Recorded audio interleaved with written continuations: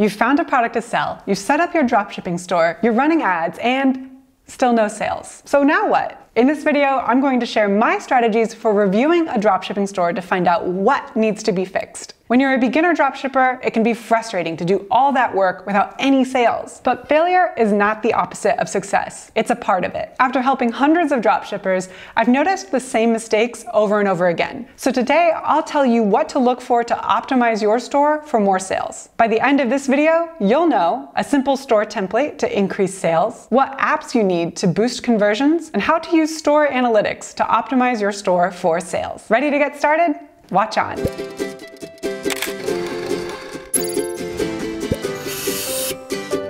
Hey everyone, it's Jessica from Oberlo. Today I'm going to show you how I review dropshipping stores that aren't seeing any sales. Dropshipping, by the way, is one of the easiest ways to start an online business. Instead of buying tons of inventory for your online store, you only order products when you get sales. Your supplier ships your orders for you, so you can sell to customers all over the world. But being a successful dropshipper requires constant learning. Make sure you hit subscribe so you never miss our weekly tutorials, dropshipper interviews, and product recommendations. To be a successful dropshipper, you need to embrace challenges. Succeeding in e-commerce is all about figuring out what's not working and how to change it. If you're not seeing any sales, you might start wondering if dropshipping even works. You've read the success stories, and yet you can't seem to understand what's so different about your store. After reviewing hundreds of dropshipping stores, I can tell you exactly what sets high-profit stores apart from failing stores. Today I'll tell you how to implement the same strategies that high-profit stores use to your store. Now, I'm going to assume that you're already driving traffic to your store. If you aren't, check out our free Facebook ads course. It will show you step by step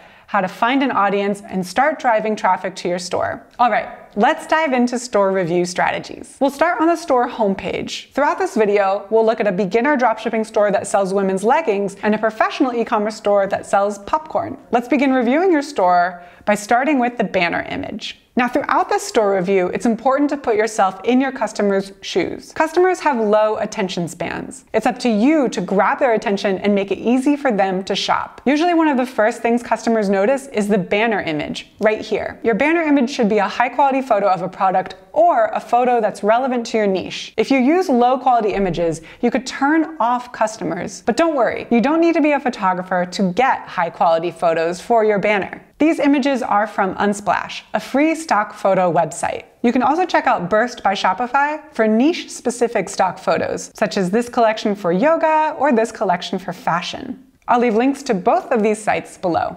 As I said, however, your photos don't need to be of the product you're selling. You can also use photos that just relate to your branding. For example, a photo of someone lounging in a pool or a photo of a beach would work great if you're selling sunglasses. As you continue reviewing your store, consider your store's menus. Store menus appear near the top or sometimes on the side of your store homepage. Menus link to other pages of your online store. Menus should make it easier for customers to find out about your product, learn about your brand, and get in touch with you. There are 4 standard menu options that I recommend for online stores. These are returns, shipping, about, and contact information. Each of these menu options can link to a separate page in your Shopify store. You can also combine returns and shipping information or include them in an FAQ. Now, you might be wondering if all these pages are necessary. But again, think about your customer's experience. If your customer is shopping for a gift for a friend's birthday, they'll want to know about shipping times. After all, they wouldn't want to receive a product after their friend's birthday has come and gone. But if that customer can't find any information about shipping times,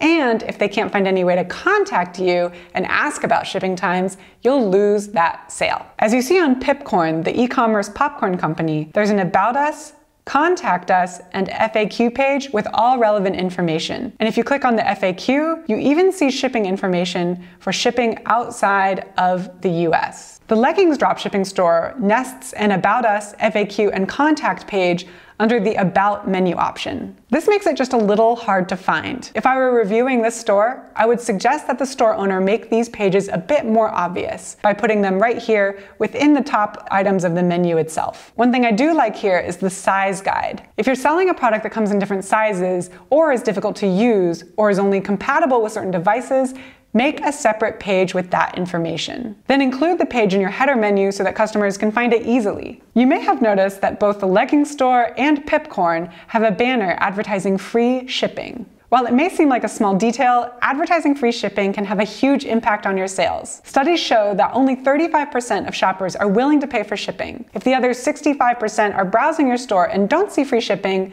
they may leave. As you're setting up your store menu, don't spend hours working on your About Us page. Check out our video afterwards that outlines exactly how to create an effective About Us page instead. Uploading high-quality images and creating a helpful store menu are the first steps to creating a trustworthy store that gets sales. My next strategy might seem a bit obvious, but I've seen too many dropshippers skip it. You must highlight one or a few products on your store's homepage. Even if you're selling hundreds of products, it's important to draw your customers' attention to your most eye-catching ones. If your customer has to click through a collection to see a product, you might lose them. I suggest highlighting a product at the top of the homepage or just below the banner image. This way your customer sees it right away. I love the way Pipcorn does this. Right after the banner image, Pipcorn highlights its best-selling products. Pipcorn offers more than 3 products, but this formatting drives customers to high-converting product pages right away. When selecting products to highlight on your homepage, choose products that have eye-catching photos and well-written product descriptions. Remember, this may be the last thing your customer sees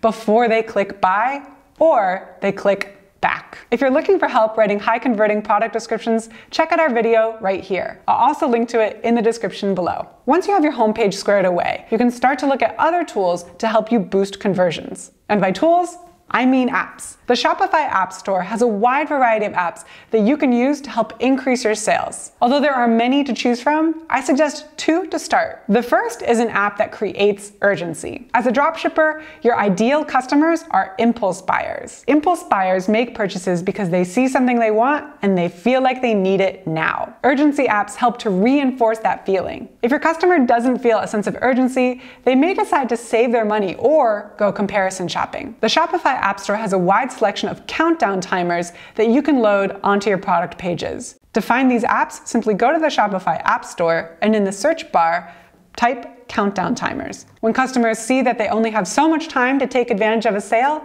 they'll be more inclined to buy. While impulse buyers are great, you'll get lots of store visitors who are interested in your product but don't buy right away. However, just because they don't buy right away doesn't mean they never will. That's why I suggest you install an app that collects emails. There are many email marketing apps in the Shopify App Store. You can use almost all of these apps to email potential customers about sales and special offers. The average customer needs to see a product 3 to 7 times before they make a purchase, so keep those emails coming. It's a good idea to offer an incentive to store visitors to give you their email. Pipcorn does this well. They offer a 15% discount code in exchange for an email address. The leggings store does this too. Store visitors have a chance to win a free pair of leggings if they enter their email. Every month, this dropshipping merchant picks 1 new email signup and gives them an individual coupon good for 1 pair of leggings. There are many apps that can help increase store conversions. However, these are the 2 that are most popular with dropshippers. It's time for the last strategy for optimizing your store for sales. You've got to understand your analytics. Whether you're running online ads, focusing on SEO, or simply trying to drive traffic through your store's social media, it's important to track store visitor behavior. Remember, I'm assuming that you're already driving some traffic to your store. If you're not, I suggest watching either our Facebook ads course or our free traffic video. I'll link to them below so you can check them out after this video. Every Shopify plan comes with an analytics section that you can access from your admin. Here, you can find information to help you understand why you're not getting sales. Your analytics dashboard has a wealth of information. While it's all helpful, I'll highlight a few of the most important sections to look at. The first dashboard section to look at is online store sessions by location. This shows you a breakdown of what countries your store visitors are coming from. You can use this information to advertise to the countries that are already sending you the most traffic. For example, this store gets the most traffic from the US and Germany, so this merchant would do well to advertise to customers in the US and Germany.